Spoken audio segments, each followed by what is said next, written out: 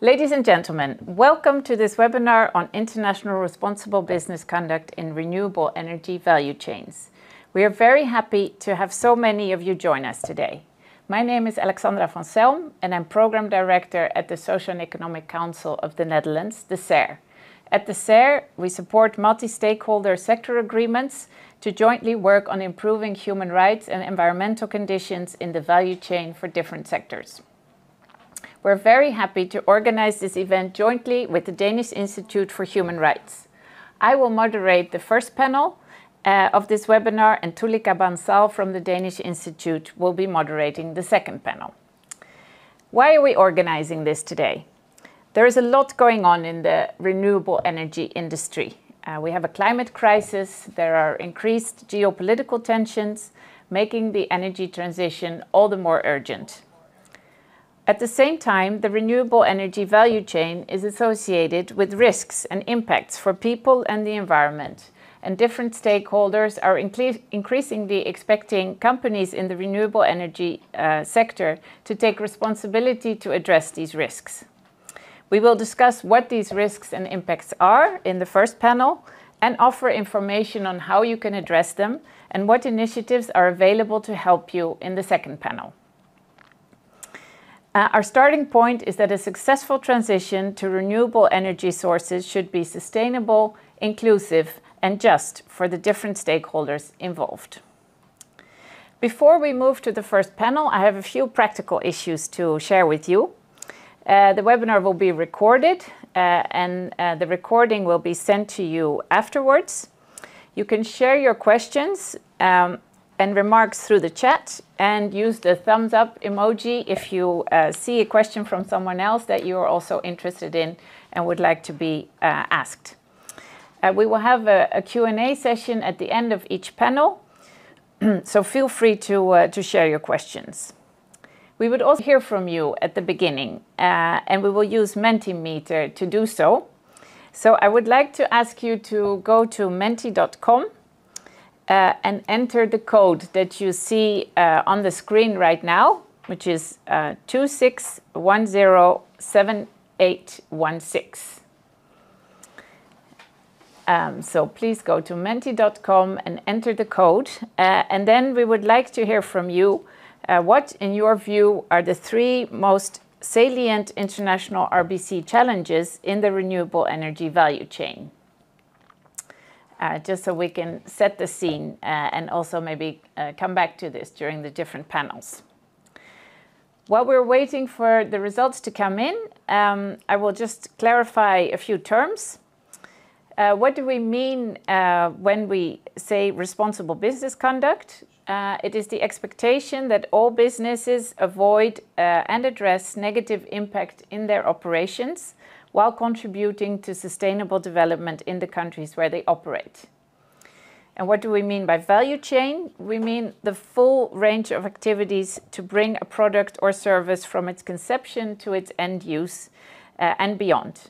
And in the case of the renewable energy sector, this includes examples, for example, the extraction of raw materials, the installation and deployment, and the recycling of end-of-life wind turbines or solar panels. I see lots of different issues coming up here already. The solar supply chain, indigenous communities, forced labor, human rights. I think many of these issues will come back during these panels. So thank you for this input. And we will use this also during the rest of the webinar and afterwards. Now, with that, I would like to move to the first panel, and I will introduce our speakers one by one. So we have a great panel of experts for you, and I will discuss with them what the issues are in the renewable energy value chains. First, we will speak to Gabriella Factor, who is Chief Advisor for the Energy Transition and Human Rights at the Danish Institute for Human Rights. Gabriella, welcome and nice to meet you. Happy to be here and welcome to everybody. So my question is, what human rights issues in the renewable energy value chains are often not addressed? Well, let's start from the beginning. In general, most governments do not have sufficient laws and policies in place and procedures to ensure that human rights are adequately protected and respected along the renewable value chain. For example, related to the content and process around the permitting and environmental and social impact assessment or the procurement and contracting in the energy sector. And the energy companies do not fully meet the responsibility to respect human rights neither. The Business and Human Rights Resource Centers did a benchmark study with 16 of the largest companies, and the average score was only 22%, with only a few of them barely made it to a 50% score, which indicates that is a lot to do. The general emphasis of the companies in the sector is on CO2 reduction and achieving a fast transition, but not necessarily just an equitable transition. So the findings of this benchmark actually align very much what we can observe with our own experience regarding human rights that are poorly addressed in the energy sector. Some of the examples include the land rights of communities and especially the rights of indigenous peoples. And this is an area where there's a lot of conflicts and very serious human rights issues, despite land acquisition and land being such a key aspect on the energy project. There is a significant room for improvement in how project seating is decided, how communities are consulted, and how land acquisition is implemented.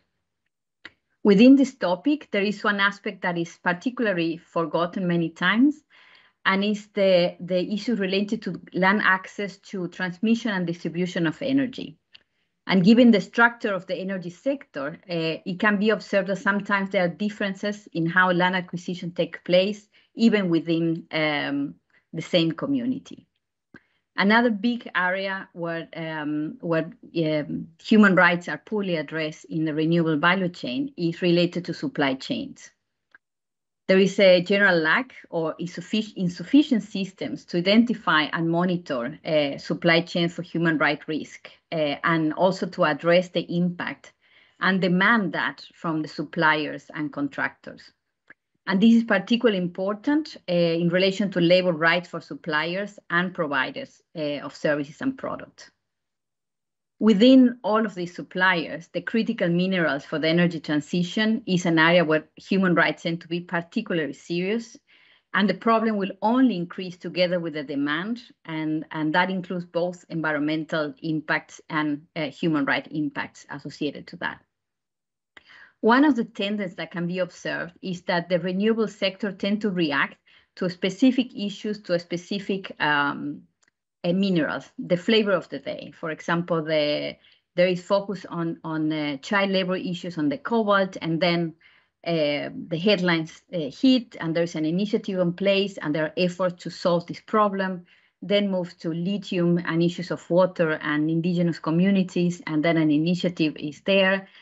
But some of these, but there are some other minerals, and what is lacking is a more systematic approach to identify and address the human rights issues along the supply chain. So back when we started, energy companies do not fully meet the responsibility to respect human rights, and it's time to act. None of these problems that I've mentioned are unknown, and all of them would only become more serious with energy transition in the near future. Excellent introduction. I think I'm hearing a lot of issues that were also mentioned, I think, in the Mentimeter at the beginning. So that's good that there is some awareness, at least increasing awareness, at least in our audience, but also a lot of work still that needs to be done, and opportunities to improve. And we're also seeing that, of course, this can be challenging for companies to also get an overview of all these different risks. And I think that's exactly what we'll be discussing in the second panel. How can you come to a more structural approach so that you have a process in place to deal with that? So thank you very much, Paula, and we'll hope to hear from you more during the Q&A. So next we will be moving on to our second speaker, Helene van den Homburg. And Helene is Senior Advisor for Responsible Value Chains, especially on agro-commodities. And today she's focusing on biodiversity challenges in mineral chains for the energy transition. And she works at IUCN. Helene, very nice to meet you, and thank you for joining us. Likewise. My questions to you are, what are the biggest causes of environmental impacts occurring in the renewable energy value chains, and what could be the consequences of poor management? Thank you also for allowing me to fly over some slides. So thank you. The energy transition, biodiversity and mineral mining, what do they have to do with each other? We think we have to make pace with caution, make pace with the energy transition, but with caution and respecting a bottom line, both on human rights and on biodiversity. Are we set for the future? Biodiversity is heavily declining already. It's affected by climate change, but ecosystem services are also crucial in climate mitigation and adaptation strategies. For example, CO2 sinks, microclimate regulation, water retention, and pollination, just to name a few. The scale-up of renewable energy cannot further threaten nature and thereby worsen climate change or the impacts of climate change. A sustainable energy transition is biodiversity proof. A short to-do list is to reduce consumption of energy and energy-intensive production, to optimize efficiency, circular design, and recycling of raw materials used for the energy transition, and last not least, respect nature in site selection and the management of raw materials and energy projects in general, avoiding, in the very first place, avoiding harmful impact. We should address impacts in the full chain.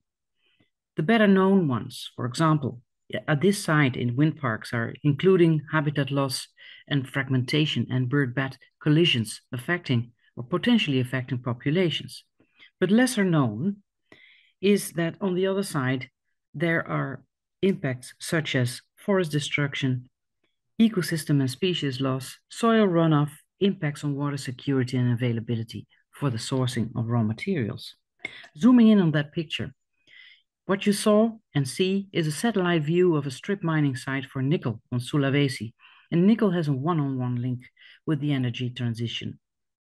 Strip mining means that all vegetation is taken off, including the topsoil, and that can also lead not only to deforestation, ecosystem destruction, but also to soil runoff that you see is affecting the coastal zones. One electric car needs 30 kilograms of nickel, but there's 100 million around, and there's a steep increase projected also because of policies. So we should be prepared to avoid such environmental impacts. We look at the top 10 metals for clean energy. Nickel is on the 6th row, and it's needed in almost all the batteries for almost all types of renewable energy. And on the top line, aluminium, bauxite mining, for example, in Ghana, needed for all of the forms. Copper, for example, from the Philippines, needed for all these forms. And if we look at the projections just very shortly now, because please look it up in the report mentioned, World Bank 2020 or KU Leuven in 2021, the projections, lithium going through the roof, but also nickel, a steep increase, 168% of the actual overall global use of the metal in 2020, just for the energy transition. So what worries us is that most mining, or a lot of mining, is taking place in forests. 44% in a few years already, 44% already a few years ago of all operational mines lie in forests. And increasingly we find overlapping claims with protecting often remote areas. that risks the following impacts: large-scale deforestation and related infrastructure that add to climate risk, effects on water retention, availability, and quality, but also off-site impacts on coral reefs, agriculture, coastal fisheries, leading to issues of food security. And last not least, coming back to our first picture, is species loss and ecosystem disbalance that contribute to biodiversity collapse, worsening climate change and impacts. That can never be the idea. You could say that also for companies that leads to reputational risks. It leads to potential legal claims and also the non-preparedness for a stricter regulation or rules in the commercial world. So that could also mean financial loss for companies. What should be done? Act now to preserve our life support system also in the mineral sector for the energy transition. Govern the mineral resource base and taking care of the whole value chain from site selection, and that means including no-go zones such as nature areas indicated in nickel mining, to recycling and using forward-looking performance standards such as the IRMA, the Initiative for Responsible Mining Assurance. Please check them out if you haven't done so. Enhance transparency and accountability, involving civil society systematically in due diligence research, but also in the monitoring, and enhance public access to the environmental impact studies to improve compliance and make it a useful tool. Avoid rubber stamping. And that means, of course, on both sides of the chain, here and there. So we should make pace, yes, but with caution and respect a bottom line, among others, in biodiversity. And this bird that is endemic in Sulawesi will be happy, and so are we. For more information, Mark van der Wal or me, and please use the QR code to go directly to our website. Thank you very much. Thank you very much, Helene, for offering your insights from your perspective on biodiversity and the effects on the environment, a very important aspect, of course, of sustainability in the value chain. And I just wanted to say that in any case, all the slides will be shared with the participants. So if there was an issue, the information will be available. Thank you, and we'll come back to you hopefully with the Q&A. So with that, I would like to move to Svanny. Hi, Alexandra. Hi, Svanny. Very nice to see you. Svanny Naber is joining us. She's negotiator and representative of the FNV, the largest trade union in the Netherlands, in the international RBC metals agreement, and also working in the sector at the national level. So thank you for joining us, Svanny. My question to you is how are irresponsible business practices in the renewable energy value chains affecting workers' rights? Can you tell us a little bit more about that from the union and social perspective? Yes, I can. Thank you for inviting me to come to this webinar as well. At the same time, I just have 5 minutes. So if you have any questions, do it at the end of the panel. We have a foundation principle. What we see is that there are workers everywhere. It's not just in the Netherlands, it's in Europe. It's with transport and also at mining. So if you consider that the workers are everywhere, you know there will be issues on that level as well. And the main reason, the main cause is what we see if they are not have the right to organize themselves, if they not have the right to negotiate as a group, not as an individual, then you can see that a lot of issues are going wrong. A lot of rights can go wrong. So the main important thing to have is that you're allowed to organize and that you have the right to negotiate. And it's a human right as well. For instance, as you can see on my slide as well, is that, for instance, health and safety conditions are very important for workers. Also, they're allowed to have a living wage. Also, how many hours do you work? And it's not just in the company itself, but also, as you could heard from the previous members and speakers, is that, for instance, if you have an mining issue, you work in a mine and you see that your environment is affected, it also affects the way you work. It also affects your health and also safety. So it's connected to all the other issues that's already is mentioned. At the same time, to have a living wage. We all know, and we are living here in, well, for instance, in Europe, in well, sort of good conditions, but a lot of countries don't have them. And so a union negotiates for living wages. So to organize yourself is a very important part to get the rights back to your workers' rights as well. So, and at the same time, we can have custom-made health and safety issues. So it's not just what we do by law, but there are conditions that has to be custom-made. So that's a very important one. You can do it as a group, as workers. At the same time, what you see in this supply chain is that it's also not just mining, it's also transport. It's making the cables and it's installing the cables as well. And what you see is at the same time that a lot of solar panels are, for instance, made in China. We don't have a lot of effect on China for workers' rights, and we all know why.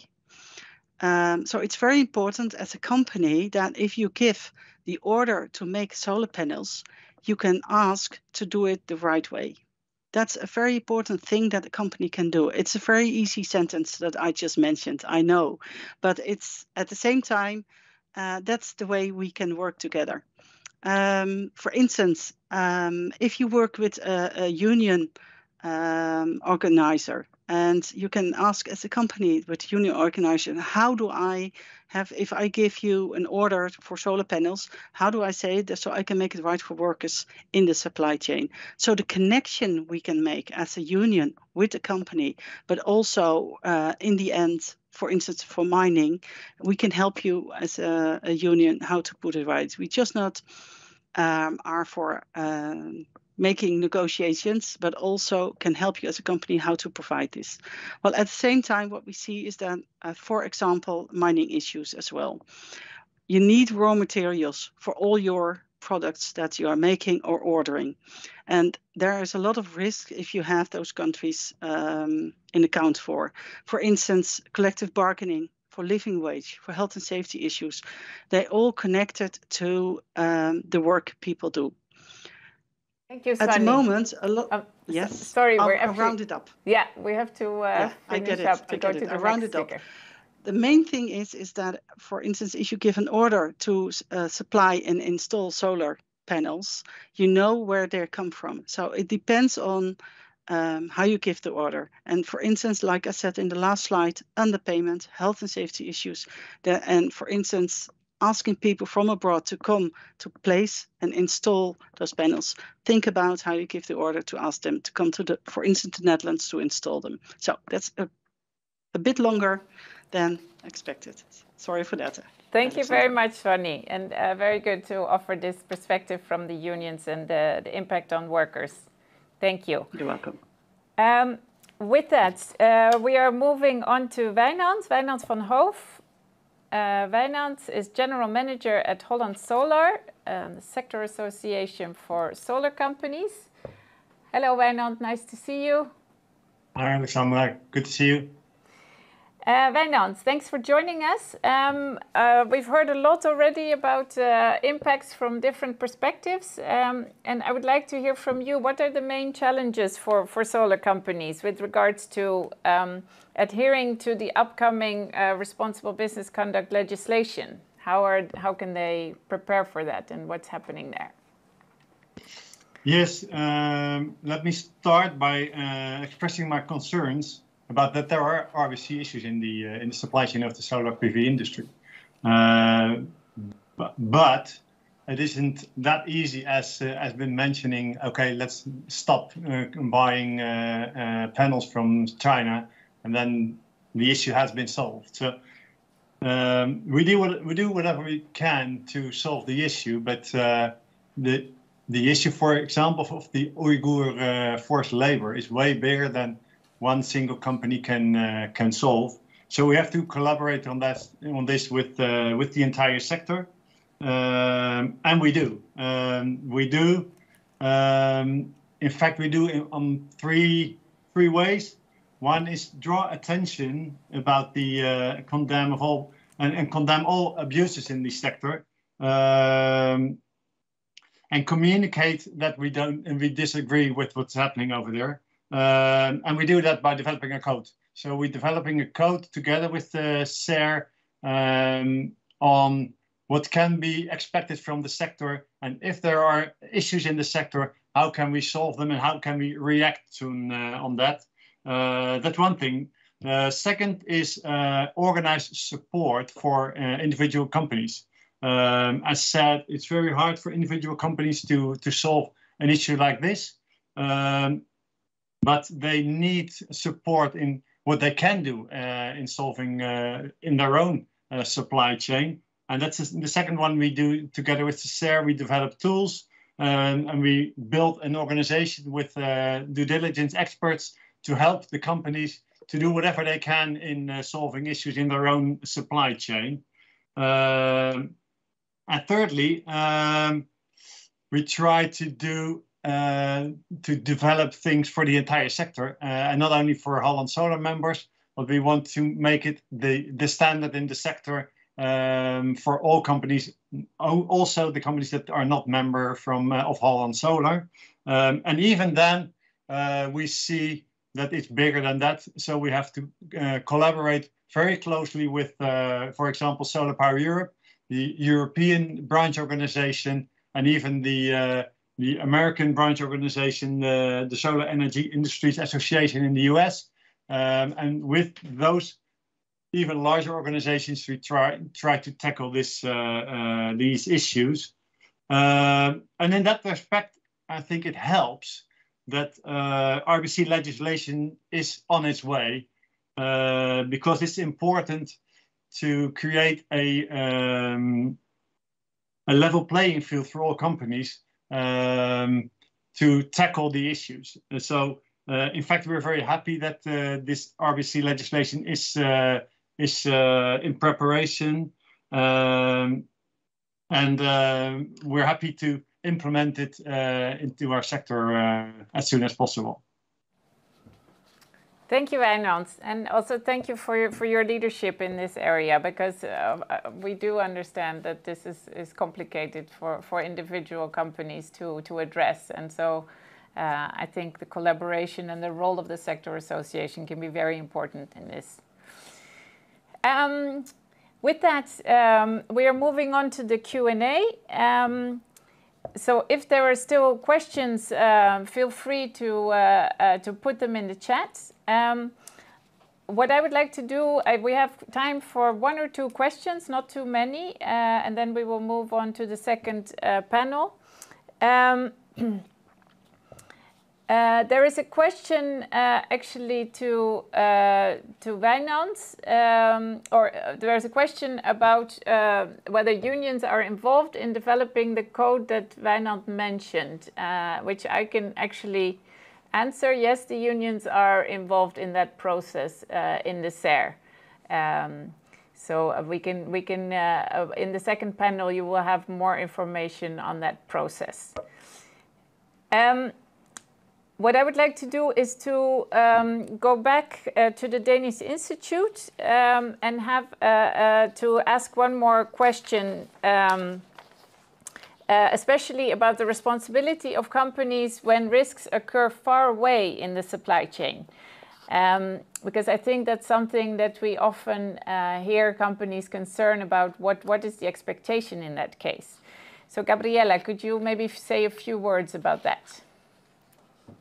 Yes, it was really, really great to hear about the Solar Association in the Netherlands, what they are doing, how are tackling this, because the short answer is that they have the responsibility of respect the human rights. So that is the short answer. The longer answer is that the scale and complexity of the means through which the enterprises meet that responsibility may vary according to the size, the location, the ownership, the structure, and the severity of the enterprise adverse human rights impact. And I would like to put the emphasis on severity because some small and medium-sized enterprise can have severe human rights impacts, and they require measures. And that's why it's so important that the business enterprise to identify and assess any actual or potential impact that they may have. So they might be involved either through their own activities or, or these impacts happen through the business relationships. And only if they are identified and recognized and this engagement from top leadership, then can be a way to actually address this impact to which they are responsible. And joining some multi-stakeholder initiatives like this, as mentioned from the previous participant, this panelist, can be one of the ways. All right, thank you very much. With that, I would like to thank the speakers of the first panel for offering us your insights and also painting the picture of the different risks and impacts that there are. We are now moving on to the second panel, and before we do so, I will hand the floor to Tuulika Bansal from the Danish Institute. Hi Tuulika, nice to see you. And I believe you will also introduce yourself and introduce a short video that we are about to show. Thank you, Alexandra. Hi, everybody. It's a pleasure to be here. My name is Tuulika Bansal. I work as a senior advisor at the Danish Institute for Human Rights. I'll be moderating panel 2, but I will also give a short introduction to a short video that we're going to show now. This is a part of a video that's been produced by the Mexican NGO called Prodesc, who is supporting indigenous communities who are impacted by large-scale wind energy development projects in the region of Unión Hidalgo in Oaxaca, Mexico. And the video demonstrates the impacts on the indigenous Zapotec community.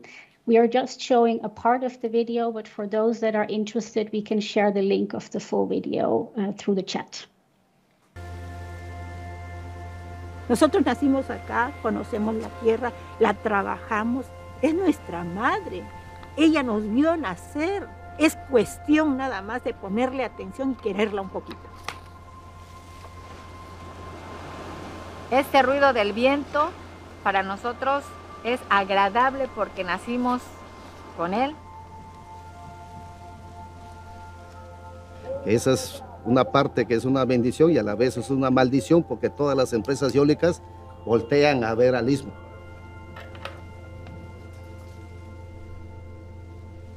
La comunidad ignoraba totalmente cuáles podrían ser sus derechos en materia de sus recursos naturales, ¿no?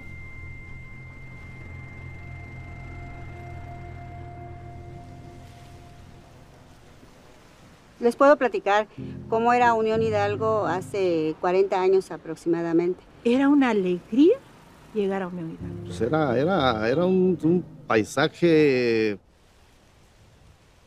Había muchos árboles enormes. Teníamos aves, teníamos fauna. Teníamos mucho patio, demasiado patio. Todo era el campo. Sembrar maíz, calabazas, frijol. Y pasaba uno una parcela y terminaba y seguía el maíz del otro. Y disfrutábamos de la abundancia que la tierra nos daba. Y era el aroma del maíz, la flor del maíz. Para nosotros era el paraíso donde estábamos, ¿no? Vivíamos bien, no con lujos, pero vivíamos, producíamos nuestros propios alimentos y estábamos en una actividad que nos gustaba. En la década de los 90, fines de los 90. Empecé a ver un aparatito que pusieron acá en la población de La Venta. Fue como encontrarme un molinito, ¿no? Y yo les decía, es que llegaron unos gigantes. Me llamó la atención porque dije, ¿qué será? ¿Por qué estará ahí? ¿Qué estarán pensando hacer? Pues yo no pensé nada, pensé que era una cosa sencilla y que nos iba a beneficiar en cierta manera, ¿no? A lo mejor era para traer, impulsar el agua y regar las plantas. Eso fue lo primero que pensé, ¿no? En menos de 2 o 3 meses pusieron ahí un letrerote de que habían roto el récord mundial de generación de electricidad con esos aparatitos. De ahí empezó el boom. pero de repente se llegan varias compañías. Se planta uno en el ingenio, se planta uno en la venta, uno en la ventosa. Pero eso no es algo bueno, yo lo intuía. En el 2011, 2012, fue cuando llegaron a Unión Hidalgo.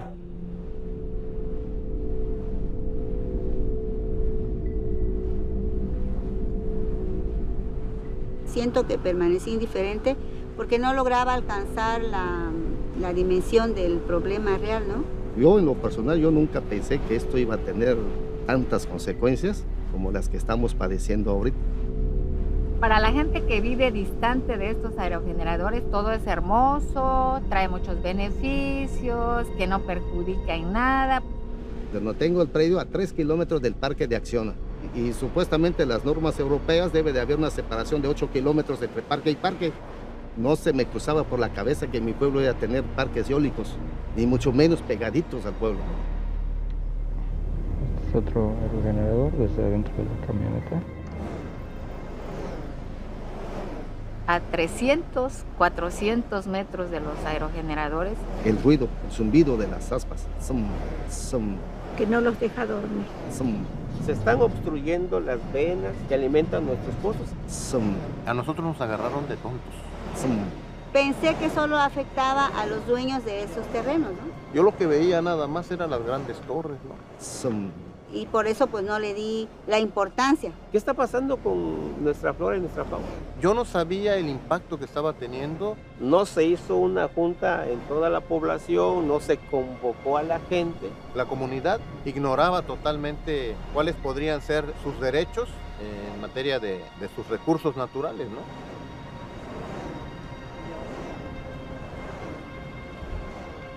Con la experiencia que ya teníamos, que fue Desarrollos Eólicos Mexicanos DEMEX, nunca hubo una consulta indígena.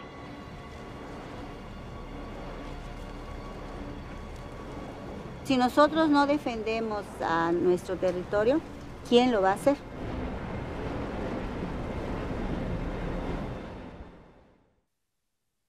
Thank you for showing the video. I hope this gave you a bit of an idea of what the voices from the ground are saying and experiencing. So let me now introduce panel 2, where we will speak about some of the initiatives and efforts taken by different stakeholders to promote responsible business conduct in the renewable energy industry. So our first panelist is Seljan Verdieva-Smeets, who is Senior Policy Officer for Renewable Energy and Access to Remedy at the Social and Economic Council of the Netherlands, also known as SER. So my first question to you, Seljan, is what is a multi-sector agreement and how could this multi-stakeholder agreement for the renewable energy sector help companies to tackle the challenges mentioned earlier on? Thank you, Tulika, for introducing me. Yes, multi-stakeholder agreements are basically collaboration platform between companies from one hand, and from the other hand, it's government, industry associations, knowledge institutions, civil society organizations, and trade unions. And the idea is that we join forces together to tackle social and environmental risks in the value chain. In fact, the Netherlands has been in the forefront of facilitating this kind of multi-stakeholder agreements. In the Netherlands, we have almost 10 such agreements in different sectors, such as textiles, banking, agriculture, gold, and the latest agreement that we are currently negotiating is for the renewable energy. So as I said, the goal is to support companies in identifying human rights and environmental risks happening in their value chain. That's starting from mining of the minerals and metals necessary to smelting, refinery, decommissioning, trading, and end-of-life circularity issues. The way we do it is actually throughout this process, we help companies to comply with international standards.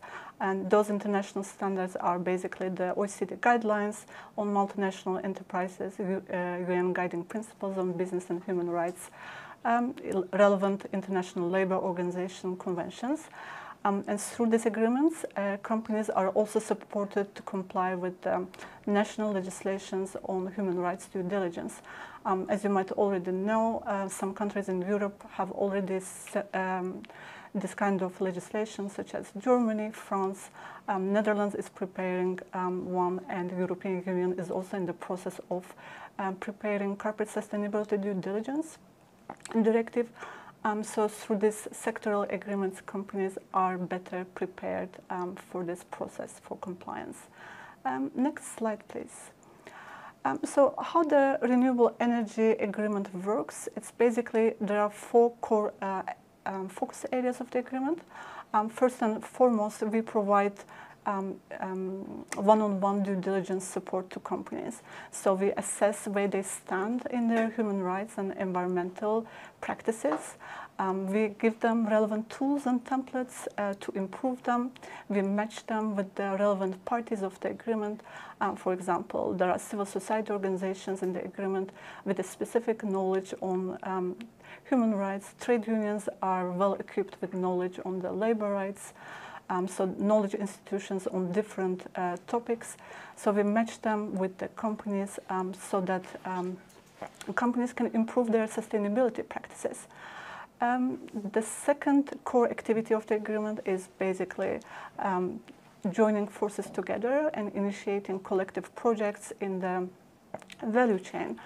For instance, it could be using collective leverage on an in-compliance supplier in production country, or training the management of a supplier factory on how to do production in a more environmental friendly manner, and etc. And the third core activity of the agreement is basically we encourage inclusion of responsible business conduct in public tenders and procurement. We are in consultation with the government, municipalities, other public and private organizations purchasing renewable energy technology, and we try to make sure that tenders are not awarded only on price, but also on how companies are doing in terms of their human rights and environmental policies. This should be taken into account. And lastly, the agreement's final core area is that it provides a platform for negatively impacted stakeholders in production countries to raise complaints with regards to business-related human rights breach through this platform. Next slide, please. These are the organizations that are taking part in the negotiation process at the moment. The agreement is open not only for Dutch companies, but also for European and international players. So my call would be for the companies, industry associations, civil society organizations, and other governments. Please encourage to join this agreement, and you can get in contact with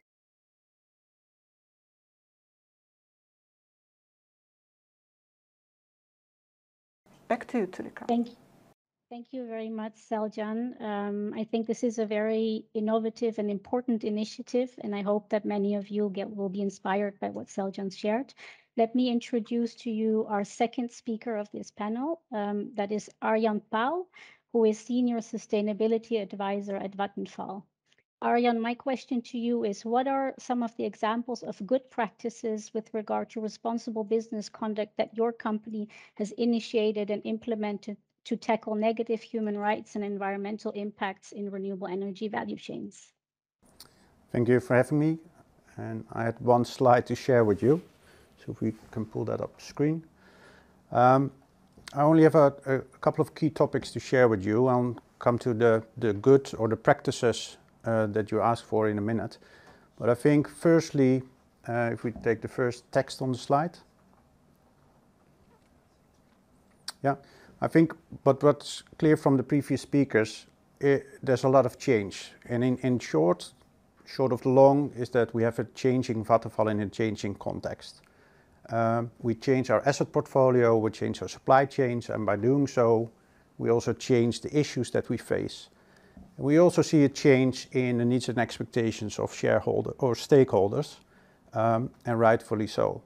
So there we need to ask ourselves, what's our role in society? Because as Frans Timmermans said, the transition will be social or it will be not.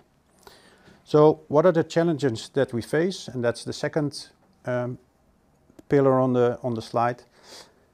The challenges that we face, and that has a big impact on our practices, how we deal with environmental and social aspects in our supply chains, is the lack of leverage and the lack of transparency. As some of the previous speakers already mentioned, the higher up you go into the supply chain, transparency is declining, and also your leverage as a, well, we're a medium-sized European utility company, your leverage is also getting smaller.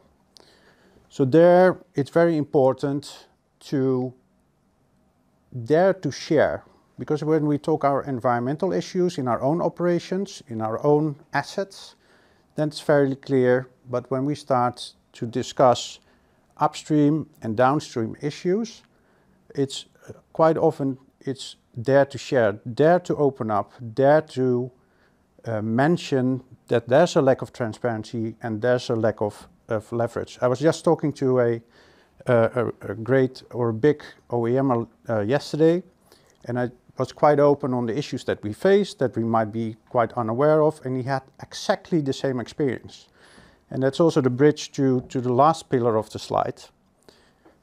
Their collaboration is key, because I think on the one hand, we as Vattenfall on our own, together with our closest stakeholders, we can work on environmental issues on our premises, we can work on social issues on our premises. But if you look at it from a value chain perspective, and that's expected from us, then things get more complicated. There you need multi-stakeholder approaches to make that happen.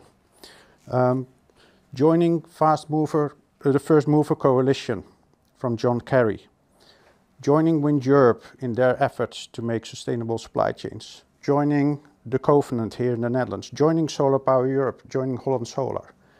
So what we experienced, that you need to address these topics in your own operations, but also directly to your suppliers by putting requirements in your tenders on top of your code. The code is a minimum base, but how do you materialize the key issues in these supply chains?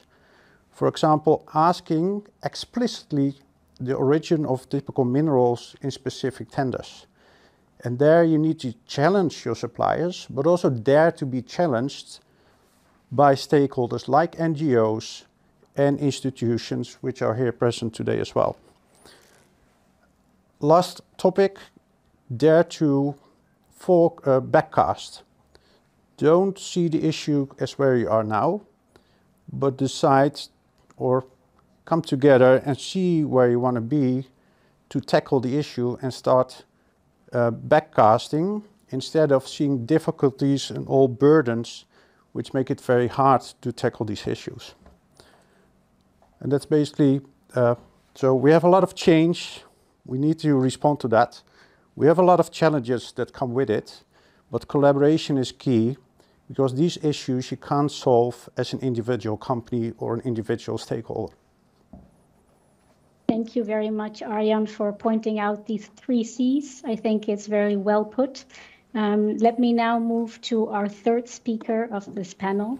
I would like to give the floor to Nora Mardirosyan, who is Senior Legal Researcher at the Columbia Center on Sustainable Investment. Welcome, Nora. My question to you is, you together with colleagues have developed a business guide and a legal primer for commercial wind and solar project development. What kind of human rights risks do these tools focus on, and how can companies in the renewable energy sector use these tools to improve their responsible business practices? Thank you, Tulika, and thank you to the organizers and fellow presenters for your very interesting and important presentations.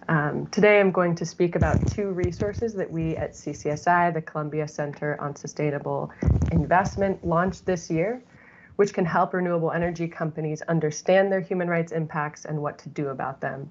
These resources, as you can see on screen, are a business guide for companies on respecting the human rights of communities during commercial wind and solar project deployment, and a legal primer of the associated legal risks. Next slide, please. The focus of these guides is on Indigenous peoples and local communities whose internationally recognized human rights are or risk being affected by a project. Next slide. Our resources specifically hone in on impacts during the deployment phase of the wind and solar value chain, which encompasses project development through to construction and ongoing operation, right up to just prior to decommissioning. This phase often receives less attention compared to other aspects of the value chain, as we've heard from other speakers, such as the extraction of minerals. However, it's a phase that is increasingly at the center of many company-community conflicts and lawsuits. So these guides are designed for all companies involved in the deployment of wind and solar projects. And if you can move to the next slide, please.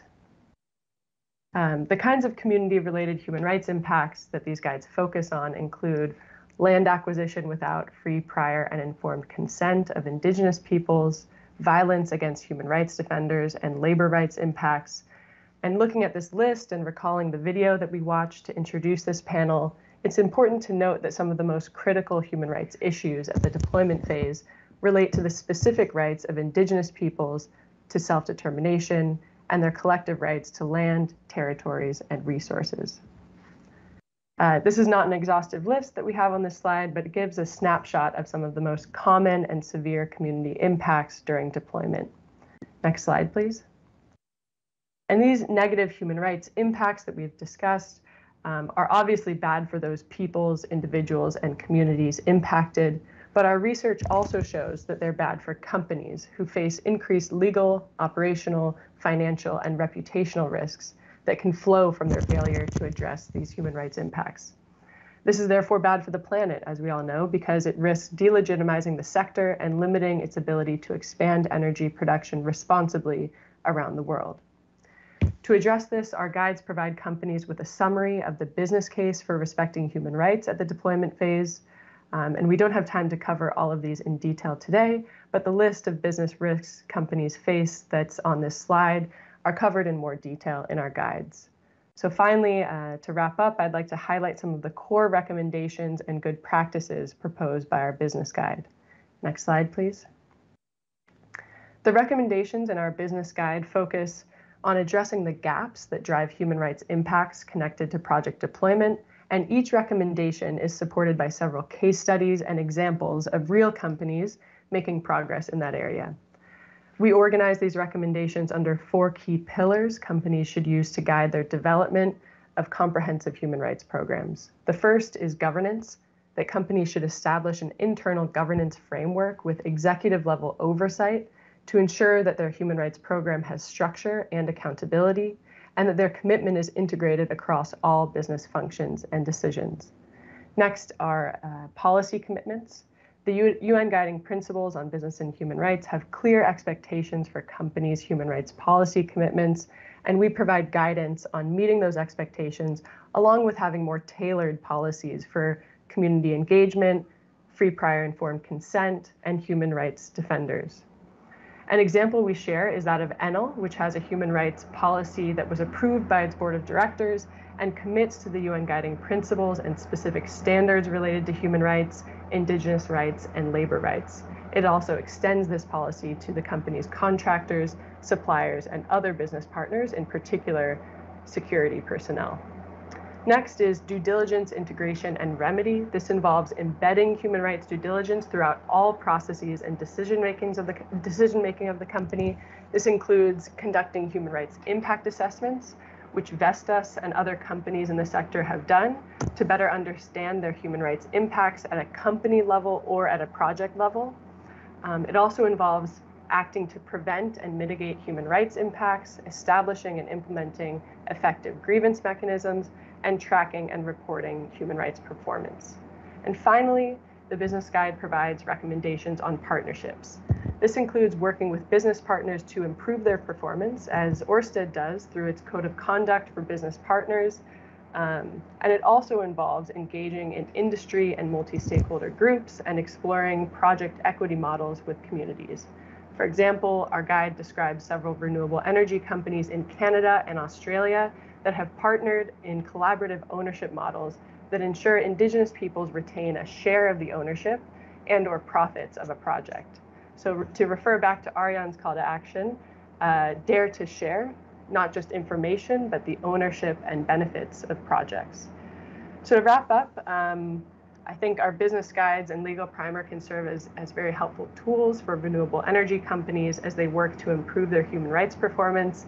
We hope you use them and engage with us about them, and also use our companion PowerPoint slide deck, which we've developed to help human rights champions inside of companies communicate these issues internally with colleagues and other partners. Thank you. Thank you very much, Nora. These guides by the Columbia Center for Sustainable Investment are excellent, and I would highly recommend anybody from companies to governments to others working on impacts in the renewable energy sector to have a look and use these proactively. We will be sharing these after the webinar together with other resources. So the next speaker in this panel is Matthijs van der Pol, who is Program Leader, Circular Manufacturing Industry at the Dutch Ministry of Economic Affairs and Climate Policy. Welcome, Matthijs. My question to you is, what expectations does the Dutch government have for companies with regard to sustainability, and how does the Dutch government support the companies in meeting these expectations? Well, thank you so much for the question, and glad to be here. I think we have to look at the policy landscape that's now occurring in the Netherlands, but also at the EU level. I think governments are increasingly more ambitious of what we need to do and what the society need to do and to take on responsibility. It's no secret for a lot of people watching at the webinar is that the Dutch government's already been in the front line of the sustainability standard. It's formally adopting itself, but also is championing on the EU level. And it's been a policy for over a decade that we want companies to adhere to the OECD guidelines. And we also have a national transparency benchmark to actively stimulate transparency on the different risks a company sees in the value chain and give guidance to it. I think that we're now going second gear in Europe. I mean, if you see what the European Commission is actually putting on the table, and that's taking effect the next coming years. For instance, the corporate sustainable responsibility guideline that's now on the table, that's been negotiated. If you look at the sustainable financial regulation directive or disclosure regulation, combined with the EU taxonomy, it really puts an emphasis and a push on the financial institution to ask difficult questions and to steer money to the right kinds of activities. And I think that's that could be received as a threat, but I think it's a big opportunity to actually accelerate collaboration, because we need collaboration fast. I think public and private interests are aligning. You want to have a business not now, but in the next years and beyond. So you need to backcast. I think that Arjan said it quite well. You want to envision what kind of company you want to be in the next couple of years or a decade if you have a big company, and then backcast how that path look like. I mean, that's practice. That's a policy practice for a policymaker normally. So we're aligning in the way we look at it and how we want to perceive the next steps. For instance, if you look at the value chain, it's so complex. We need every bit of information, every player in the value chain to see what actually are fast-moving steps to create sustainable practices, getting guidance, sustainable practices throughout the chain. So I think that Sarah is doing excellent work, and we from Economic Affairs are doing our bit to increase transparency, for instance, through the resource scanner that we have and a digital platform for companies to fill in their progress. We want to take next steps, so to see that we can use every bit of information to be shared with everybody, so we can make increasing steps on sustainability and addressing all kinds of risks there in the value chain.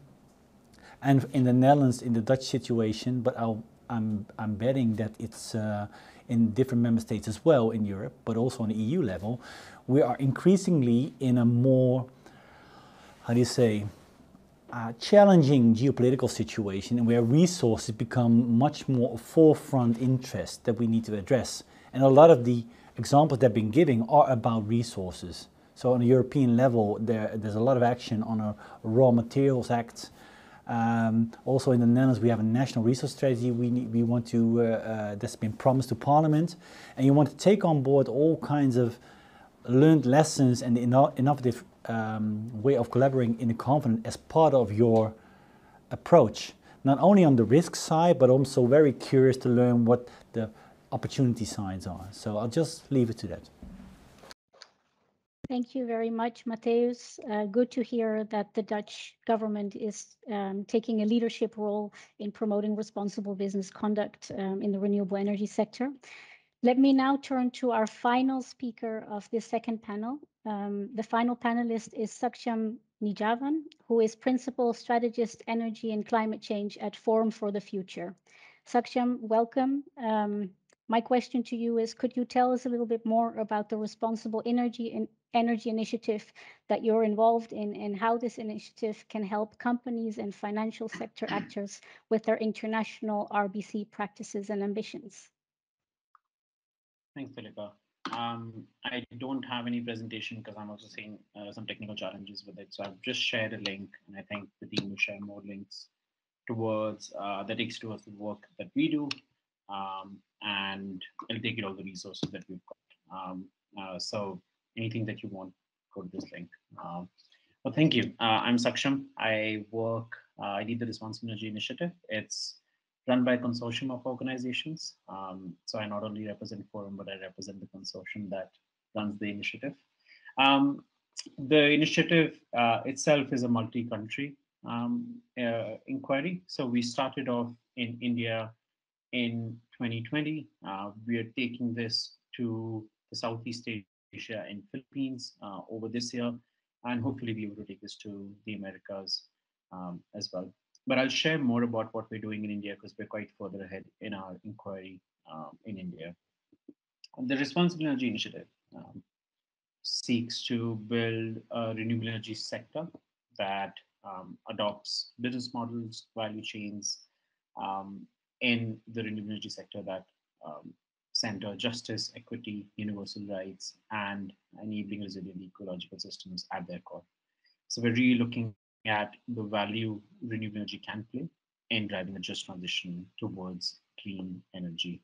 We're running this initiative. We've been running this initiative over the last 2 years, and it's a collaborative initiative. So it's run by a consortium of organizations, but it also includes about 20 plus partner organizations or participants, as we call them, who come from different renewable energy stakeholder groups. So a mix of investors, lenders, financiers, developers, manufacturers, associations, and some of our peer think tanks to really explore what a truly responsible renewable energy system looks like. As some of you might know, many of you actually, India has massive goals in establishing and growing the renewable energy capacity here. And there's been significant growth in renewable energy here. And we all do, the participants and the partners, we all do really know the critical role that renewable energy is going to play in rapid decarbonization and helping us try and meet any chance that we have to stay under 1.5 degrees or at least 2 degrees in the future. But also while doing so, we're seeing that there are risks that are coming up, or there are issues that are coming up as part of the renewable value chain. And we launched this inquiry and brought on board some of our pioneering participants to really explore how can we address these issues and what is the value that we can create. So I know that some of the speakers here before have really spoken about the power of collaboration, and also the issues that are coming up are quite complex. No one organization can solve them. So we recognize this, and we're trying to build that collaborative inquiry. over the last 2 years, we have spent time understanding and building a shared ownership and understanding of, what are these issues, whether onshore within India or whether offshore down the supply chain. Why are they happening, or what is leading up to them, what is causing them, and what might be the barriers to managing them, but also really do sort of a more forward-looking, a more futures thinking on what is the value that we would want to see renewable energy create. So early this year in May, together, we spent over about 6 months doing this. We came out with a set of vision and principles of what we would want the renewable energy sector in India to contribute to. And you can find those in the link here, as well as a set of vision in terms of the value that we see it creating, and a set of principles that we think would champion responsible renewable energy. And it's really a moment where we've set the ambition quite high in terms of the value that it can create. So, at the least, we would want to manage and mitigate the issues that are coming up. But it's really going beyond that and looking at, how do you center justice? How do you work with communities? How do you look at benefits? How do you, look at ESG in a completely different way?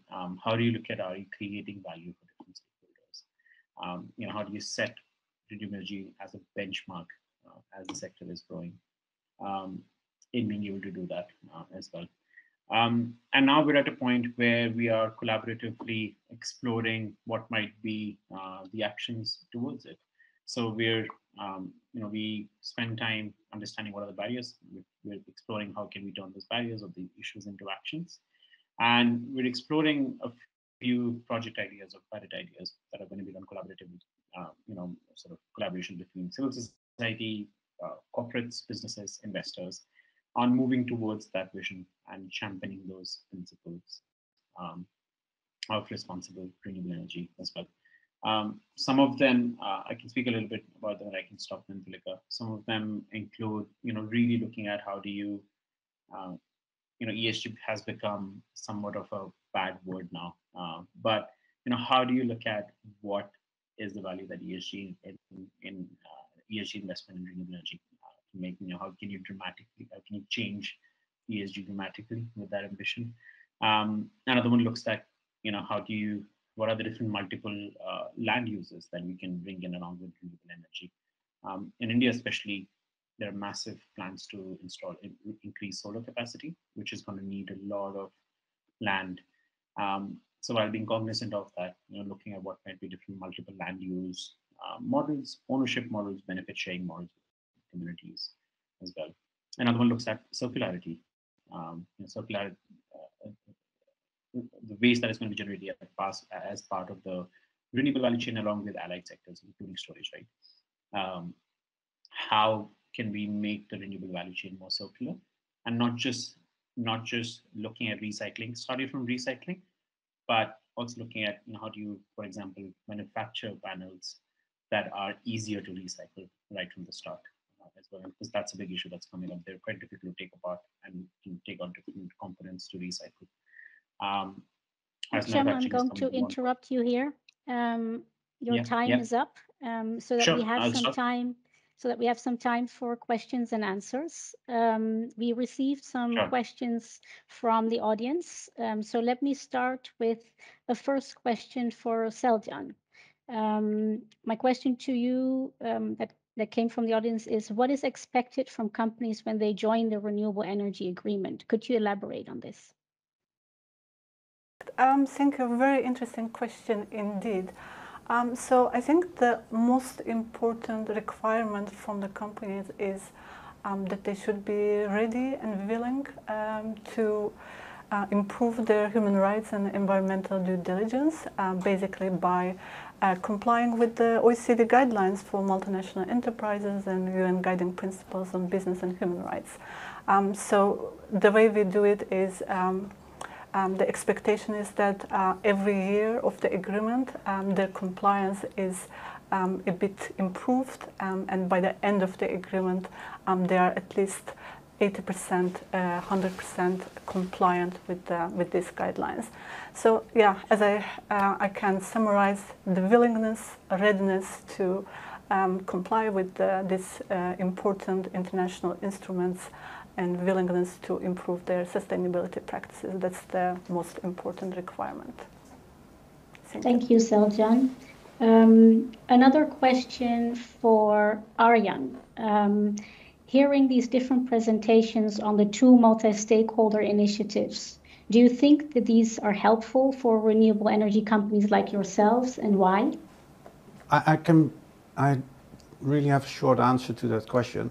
I think they are essential to create positive impact. What I try to elaborate on in my 4 minutes is that you face quite a number of topics outside your own premises, along the value chain, upstream, downstream, where the leverage is limited as a standalone company, where the understanding is sometimes also limited due to transparency lack, where a multi-stakeholder approach also provides multiple perspectives, so not only inside out, but also outside in, which is really enriching your view on the issues. And that's a key to focus, but also multi-stakeholder approach is also key to find synergy and to be very efficient and not trying to do as individual companies or stakeholders in slightly different ways, but we're all, if we focus right,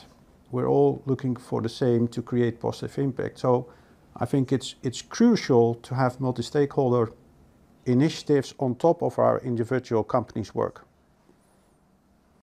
Excellent. Thank you, Arjan. I really like what you said about that we need to look from the outside in, which I'll remember. A question for Matthijs. The question to you is, what are some of the incentives from the Dutch government for companies to practice due diligence? So, can I be heard, right? Yeah, you hear me? Yeah? Yes. Okay. Yes, we can. Well, I think one of the things that has been done is to facilitate the confidence structure, right? So the Ministry of Foreign Affairs, with help of Economic Affairs, is really facilitating with all kinds of tools and support, making sure that it's actually possible to have such a safe space to work in together. So I think that's an important part. But I think more increasingly, we're looking for ways to get it in a more forms of norms in our steering, how do you call it, instrumentarium. It's the different tools that we have as Dutch government will be increasingly used to push those due diligence standards and the circularity standards, as our previous speaker said, that he's looking for sustainability practices as well. So not only the risk side, but also the opportunity side. And you see it more often just coming into the tools that we use, for instance, the circular purchasing, but also the kind of guiding standards we are aiming for. We're also explicitly looking to use EU regulation to push those norms, for instance, sustainability products initiatives. We're very much in favor for it. We actually lobbied for 10 years. It's now there. It gives us a lot of, it gives us an EU leveling playing field to really push for bigger and higher ambition on different standards, and actually making sure that the front runners are actually receiving a forerunner bonus, so to say. That we, and in the Dutch government, hopefully we can show more sectoral ambitions through the standards that we have, the tenders that we use, etc. Thank you very much, Matthijs. We have one last question. And I don't know who can answer that question, but there was a question if there are any specific tools or guidance that point out the specific human rights risks and impacts related to renewable energy vis-a-vis other infrastructure or other energy projects. I don't know who of the panelists is able to answer this question, then maybe you can unmute yourself and answer, or put it in the chat. Okay. Yeah. Let me try to give an answer on these questions. It's basically a repetition of what I said previously. That's what you act upon on an individual project level, as an individual company, you run your risk assessments from a human rights and environmental perspective, not only on your own premises, but along the whole value chain, and address them together with local communities, with your own workers, with your own contractors, being rights holders as well. And that's something that we have experienced for decades, but then to the next level, and that's where, again, the collaboration becomes key. If you want to address the risks or the potential issues that you identify upstream supply chain and all the way to the end of life, then there's more stakeholders involved to get the understanding of the issue. Is it truly material? What's your leverage, etc., etc. So that would be, it's the regular risk assessments, your human rights risk assessments according to OECD, UNGPs, that give you a clear picture on the risks that you face on your own premises, in your own activities. And these are, I would not say easy to control, but your leverage is way bigger there, and we have decades of experience with that. But then the multi-stakeholder initiatives need to come in play to make the risks and the issues that you potentially face upstream supply chain all the way to the mining and all the way to the end of life, to make them more material and put them into operation, so to say, to make this positive impact. So it's a two-layer approach. And I can just emphasize the need of these multi-stakeholder initiatives that are really needed to make that happen. Thank you very much, Arjan. Is there anybody else who wants to add something? We have about 1 or 2 minutes left for trying to answer that question. Tulika, can you hear me? I also want to add something on that. I think what Arjan mentioned was completely right. What we do within the platform of sectoral agreement, and in this case I'm talking about the sectoral agreement for the wind and solar energy, we are developing specific tools, research resources that is relevant according to the needs of the companies that are participating. So it could be such as the mapping of the wind energy or solar energy supply chain, value chain, or focusing on specific human rights or environmental risk. It could be developing fact sheets. It could be, for example, resources for the procurement officers from these companies, how to do the responsible purchasing practices. So basically, we really take the company's needs into account, and together with the knowledge and expertise of the other parties of the agreement, we develop this kind of resources. So if there is a need for such tools and templates or resources or anything else to tackle your human rights, environmental due diligence, I would encourage being part of such sectoral agreements. They will help a long way. Thank you. Thank you, Seljan. We're approaching the end of the webinar, so let me try to recap and share some of the main takeaways. It's not an easy task because we had so many speakers and so many good speakers and good interventions, all highlighting really important things. So let me give it a try.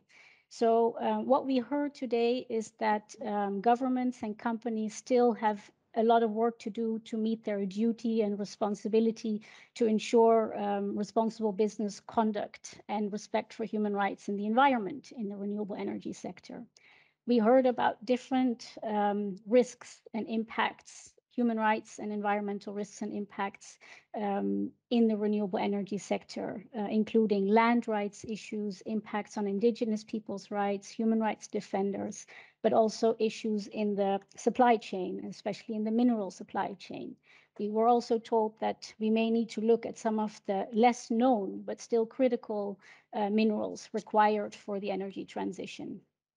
We were also informed about some of the labor rights, risks and impacts in the renewable energy value chain, ranging from the lack of freedom of association and collective bargaining, health and safety issues, living wage issues, as well as the more gross human rights violations such as forced labor in the solar panel value chain in China. But we also heard that this is not only a global south issue, but also something that can happen in our own backyard. For example, when thinking about using migrant labor for the installation of wind and solar projects in the Netherlands. We also heard about impacts on the environment, ranging from deforestation, impacts on flora and fauna, effects on water and coral reefs caused by renewable energy projects themselves, but also through the mineral supply chain. This was what I took away from the first panel. In the second panel, we heard about different initiatives and efforts by companies, governments, and multi-stakeholder initiatives, both in Europe, but also in other parts of the world, such as India, Philippines, and Americas. We were also provided with good tools and guidance for companies, and it was emphasized that in order to address responsible business conduct issues in the renewable energy value chain, we need to act together. We need to work together and collaborate, because alone we will not be able to do this. And therefore, due diligence legislation at the national level, but also at the EU level, is very welcomed and is key to level the playing field. We need to support companies in this changing environment through tools and guidance. And luckily, we have heard some of these initiatives that are now out there. And one of the key words that I heard over and over again is the importance of collaboration. What I also really liked what one of the speakers said, that we need to look from the inside out, and we need to look from the outside in. I want to conclude by emphasizing what Alexandra said at the beginning. For the need of to get a net zero society, we need an energy transition, and we need it urgently, but this needs to be done responsibly. And all of us, governments, companies, civil society, unions, the finance sector, and human rights actors, we all have an important role to play here. Companies should, for example, practice human rights due diligence and be transparent. Governments should incorporate responsible business conduct in all their tender processes and increase transparency. Other organizations should help companies. They should, for example, develop tools and guidance, should provide training and capacity building. Civil society should hold companies accountable so that they do better. And everybody should become part of the different multi-stakeholder initiatives that are out there. This is how I'd like to conclude. And if you have any further questions, please don't hesitate to reach out to the two organizing organizations, the Sociaal-Economic Council of the Netherlands and the Danish Institute for Human Rights. I would also like to add that the webinar and the resources PowerPoint presentation will be shared with all the participants, and will also be the webinar will also be shared on the Socioeconomic Council YouTube channel. And I would like to apologize for some of the technical glitches that occurred, but we hope that the webinar was still of value to you. And finally, I would like to thank all the speakers for joining us, and all the participants for listening and for the good questions that you raised. Thank you very much.